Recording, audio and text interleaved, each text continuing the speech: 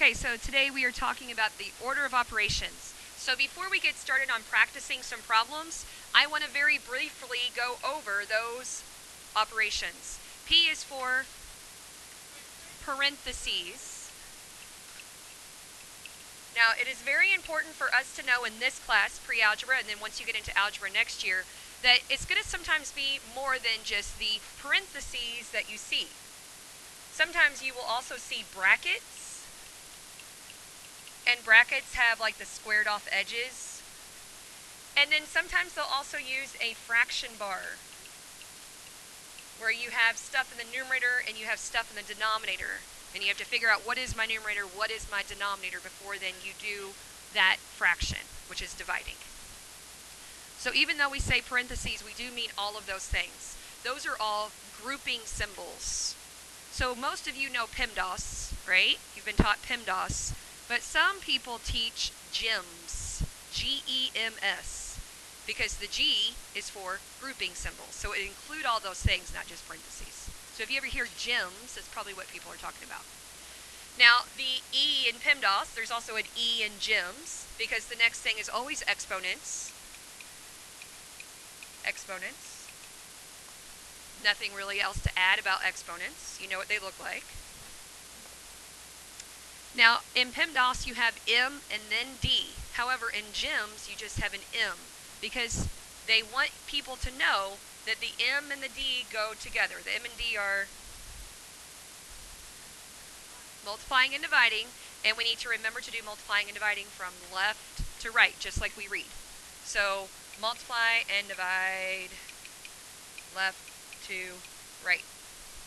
Notice my abbreviations for things up here. Again, these are notes, so we don't need to have complete sentences for notes.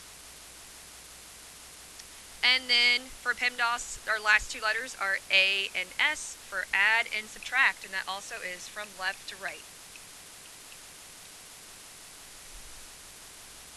So I'm going to go ahead and write G, E, M, S up here, GEMS. Because if you ever see that, I want you to know what that teacher is talking about. G is grouping symbols, exponents, multiplying, dividing, and subtract. Please excuse my dear and Sally. A lot of people remember it that way. You're right. All right, so we're going to do 3 levels of problems. I'm going to start off with some easy ones. Then we'll move on to medium, and then we'll do a couple hard. Okay? All right, so let's start off with easy. Here we go. 90 divided by 5 minus 3 to the second power. So again, I know some of you are great with technology, and I know that you could enter that whole thing into your calculator and hit enter, but that's not what we're doing today. You can use your calculator for things that you don't want to work out, like 3 to the second power. I know you know how to do that, but I'm just saying, those are the types of things that we could use a calculator for. I do want you to show steps. So what is my first step here? Exponents. So you can just kind of underline it, or if you want to do like some kind of squiggly mark under it so we can tell that's what you're doing first. And what is 3 to the second power? All right, so this is going to be 90 divided by 5 minus 9. Now what? All right, so this is something that you could use a calculator for, 90 divided by 5. I don't want you to waste your time on dividing. I know everyone in here knows how to divide. So 90, I think, 90 divided by 5 in your calculator is 18. And we have 18 minus 9, which is 9. Don't mess up on the easiest part. So notice how I did show my work. Now, do I think that you can do some of this in your head? Sure I do.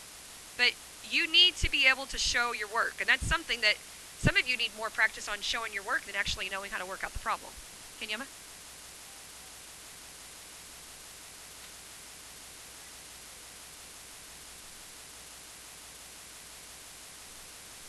Oh, it looked kind of like an upside-down pyramid.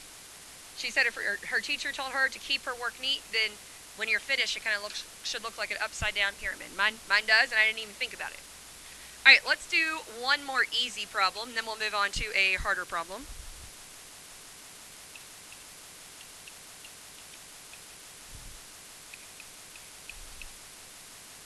All right, so in this problem, we have that fraction bar.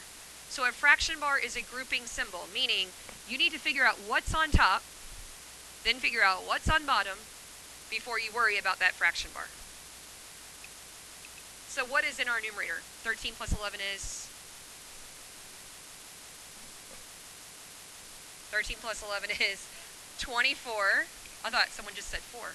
14 minus 6 is 8.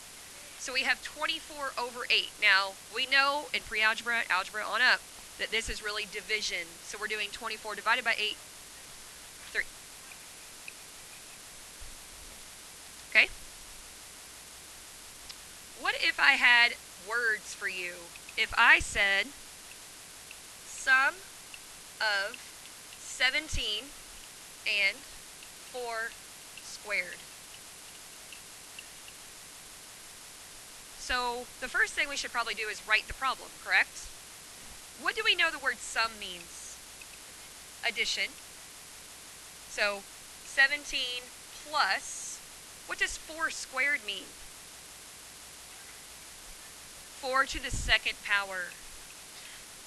So first, write your problem. There it is. And now exponents are first, so Tommy already said that that was 16. And he's giving me answers before I ask for them. And now we're doing 17 plus 16, which is 33. And you have a calculator, so we're not going to mess up on those parts, right? Alright, medium level problems. Here are some medium level problems. In my medium level problems, I'm going to give you some variables. X equals 3, Y is going to equal 4, and Z is going to equal 5. And then I'm going to give you a problem, and we are going to substitute in for the variable and then solve it, okay? So it makes it a little bit more challenging because you have to substitute. So if we have the problem, X plus 2, brackets, I'll get out of your way in just a second, Z minus parentheses Y minus 1, parentheses, brackets. There's a lot of stuff going on there. So the first thing that we want to do is we want to substitute in for any of our variables. So I'm going to rewrite this problem with only numbers and symbols. So X is a 3 plus 2, Z is a 5 minus Y is a 4. You want to make sure, obviously, that you're very careful to write down all of the symbols correctly and to substitute in the correct numbers carefully. So here in this problem, we have brackets and parentheses.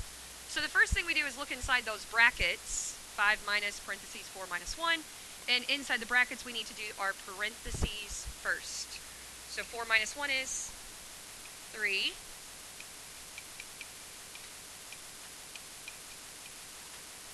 We remain inside of our brackets, and we do 5 minus 3, which is 2. Now, notice how that 2 is inside the brackets, but it's right up next to this 2. What do you think that means? Multiplying. So the brackets and parentheses mean the same kind of stuff. So whenever you have a number right up next to brackets, it means multiplying. So we're going to do 2 times 2, which is 4.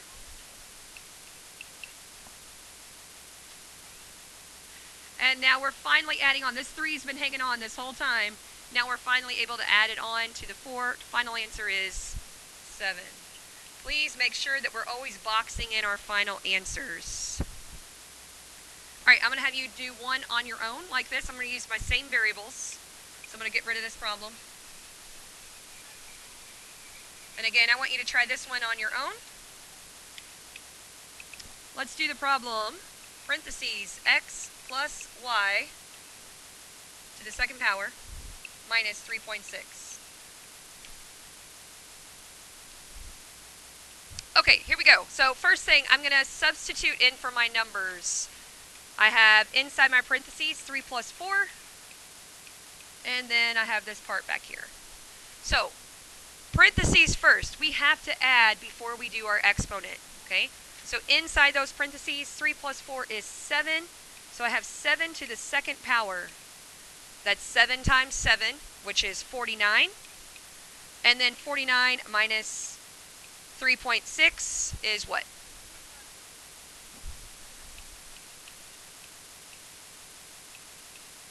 And that is your final answer. Any questions about that one? You ready to do one hard one? Yeah. One hard one. All right, one hard.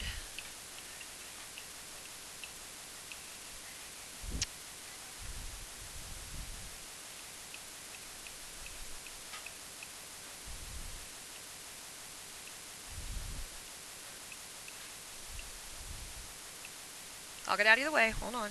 I gotta write my stuff first. I wish I could put on an invisibility cloak, but I don't have it. Because I'd say over half the class is ready to go.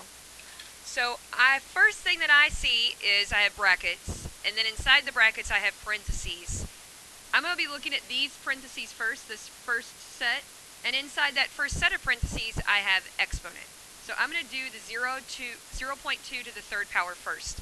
Now, if you know how to use your calculator, there's a button that looks like that. That is how you would do an exponent, or you could just do 0.2 times 0.2 times 0.2. But you should have gotten for that 0.008. Okay, so that right there is now 0.008 times 5, which is 0.04. So that's what's in these parentheses. Now I'm going to go over here to my other set of parentheses, 19 plus 11, and that gives me 30, correct? Yes. Okay, and all of that is inside of brackets. And then I have not done anything to 143 divided by that. That's going to be my last step. Okay, so now inside my brackets, I have these two numbers inside parentheses. So since the parentheses are right next to each other, that's going to mean what? Multiplying. So I'm going to do 0.04 times 30, and that gives me 1.2. Now, it doesn't matter if you leave the brackets there or not. Really, you don't need the brackets anymore, because the only thing that we have left is 144 divided by 1.2, and that is 120. Raise your hand if you got 120. Nice job. Very nice. Some of you didn't get finished either. So hopefully if you didn't get 120, you found where you made your error. Again, you can see how the calculator, I want you to use the calculator to help you do certain things, but you're still showing your steps. So if you turn in a paper tomorrow with a difficult problem like this, and you only have 120 as an answer and no work, do you get credit for that? No. So you need to show work. I know if it's just a two-step problem, then fine, you can probably do it in your head. But I don't think anyone's doing this in their head. Tommy, question? No, we'll be done. You get an assignment. How about that? All right, let me stop our